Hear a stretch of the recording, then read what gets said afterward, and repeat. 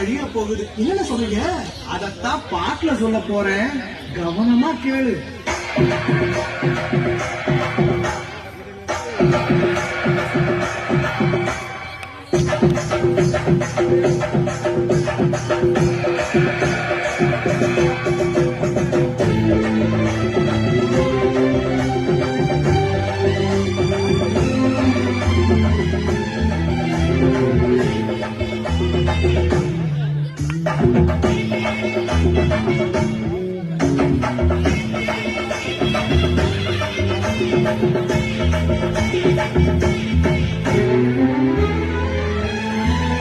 என்னை கொடுத்த சுகம் கொஞ்ச காலம்தான், இன்னும் கொஞ்ச காலம்தான்.